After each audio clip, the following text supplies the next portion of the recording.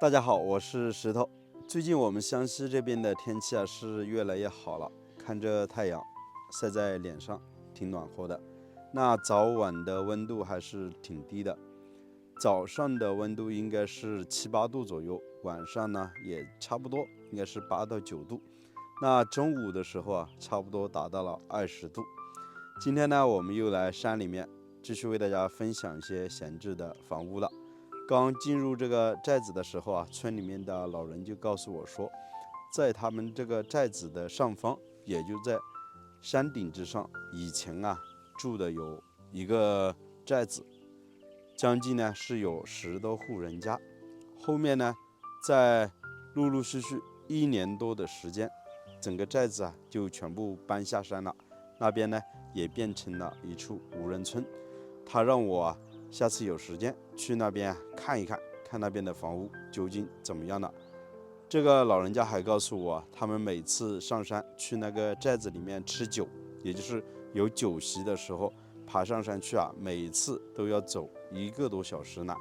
挺不容易的。他说那个寨子有一条小路，一直呢沿着就是我们镜头现在看到的高速公路的这个下方的位置一直走上去的。那个寨子呢也是不通公路其实这个时候我就联想到了，因为最近一段时间发的视频比较多，有些粉丝朋友就告诉我，想来湘西大山里面去找一些无人居住的村庄，这样子呢，想去买1、2栋房子用来隐居。尤其是前些天我不是发过台湾的一个大姐想来大陆这边买房养老嘛，她也看了很多房子那今天呢，由于时间比较匆忙，我们就站在这个寨子的位置，用无人机飞上这个寨子去给大家看一看那个寨子究竟什么情况。如果下次有时间我们找到路的话，我们就专门上去再看一下那边的房子。我刚刚就是在村口的位置碰到了一个老大爷，他告诉我的。然后今天我所到的这个寨子呢，地理环境还是挺不错的。寨子的背后呢，有一条高速公路通往重庆那边，这条呢也叫做 G65包茂高速。刚才我所说的那个寨子呢，就在电线杆这个方向看过去，也是在山顶之上。通过航拍的镜头我们也发现了整个寨子呢建在了一个几乎于山顶下方的一个凹槽里面。那块地势呢还比较平坦，将近有12户人家，大部分的房子呢都是紧挨着建在一起。可以看到有些房子呢盖的是琉璃瓦，有的呢是盖的本地的青瓦，有红颜色的，有蓝颜色的。其实远远的通过航拍的镜头也可以发现，这些房子还是挺显眼的。当然，当我们从下方，也就是底下的这条公路经过的时候，抬头往上望的话，是看不到整个寨子的，只可以看到这上面是整个一大片的山头。如果是没有这个老大爷告诉我的话，基本上我是想不到这样的山顶之上，既然呢是生活着10多户人家。那据老大爷说将近是15年前，整个寨子呢几乎是在1年的时间全部都搬下山了。以前山顶上交通非常的闭塞，小孩子读书要到镇上，然后步行呢将近是1个多小时。寨子里面呢种了一些稻谷玉米蔬菜，要背下山去卖的话，也要走1个多小时。所以那个寨子里面呢，平时下山去赶集到街上，都是天还没亮，打着电筒往山下走，到了快天黑的时候才走到家。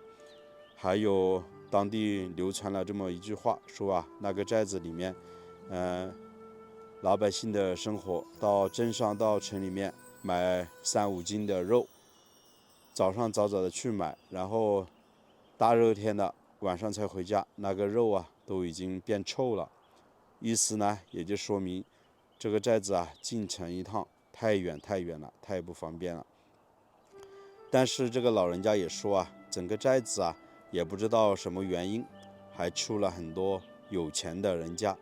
有的人呢都有好几百万的一个，好几百万的一个收入呢。他们家，也以前呢也是做一点点小生意嘛，在山上养了牛，后面呢在镇里面做了点小生意，也不知道是什么样的原因，发家致富，赚了好几百万，后面呢就下山开始建房子了。其实啊，从航拍的镜头我们也可以看到，整个寨子啊，坐在一个山凹凹里面，四周的大山呢非常的高，相当于呢把整个寨子环抱着，就像一把椅子一样的。整个寨子的房子呢就建在椅子的这个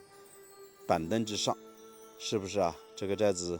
特别的奇怪呢。可能啊，如果这个时候大家比较懂的话，一看到这样的地形，都说啊，这个地方的风景是不是很好呢？那当然我是不太懂，只是说比较好奇，拍个视频分享给大家。的镜头也发现啊，整个寨子的环境应该还是非常不错的，尤其呢，房子都是背靠着大山，面朝着高速公路的方向。那我在想，所有的房子应该视野都是非常好的。然后整个寨子啊，据当地的这个老大爷告诉我说，现在啊还有一个人在山上养羊，养了100多头羊呢。然后整个寨子的房子都是空着的。他说有些房子啊是砖结构的，还挺好的，基本上啊打扫一下，适当的换一下瓦片就可以啊拎包入住了。那这个时候啊就提起我的兴趣，下次啊一定要抽个时间上山啊去看一趟。这个老大爷也告诉我说，整个寨子里面呢也是通水通电的，他们用的电呢都是从山下，然后牵线上去用电的，而且这边呢靠近发电站，它的用电量呢也是非常足的。但是山里面呢喝的都是泉水，因为地势太高了，将近是有500-600米，600多米左右吧，海拔比较高，所以呢山里面是没有自来水的，都是从山里面引的泉水。而且据老人说啊，山上呢还有稻田的。俗话说得好啊，人往高处走，水往低处流。但是呢，不知道什么原因，这么高的山顶之上，既然呢还有稻田，还有井水，说起来啊，是不是很奇怪呢？那这个时候啊，大家可能都比较想问了，这个寨子距离城里面究竟有多远呢？刚才啊，我特地查了下地图，距离城里啊将近是有16公里，距离镇上啊实际上还是挺近的，将近也就5-6公里左右。但是呢，都是山路，一路呢都是沿着小道爬上山的。以前呢，当地的人啊，生活在这边都是靠一些马队去驮一些比较重的物资。据村里面的这个老人说啊，好像在前些年，也就是6-7年前的时候，寨子里面呢修了一条毛坯路，相当于是把路基给修好了，铺了一些沙石，但是呢整个路面没有硬化。下次呢，我们看能不能找个越野车开上去，到寨子里面近距离的来看一下那边的房子啊究竟如何。大部分呢，山区的地形都是比较崎岖的，尤其是一些山顶上的寨子，有的时候啊交通确实挺不便利。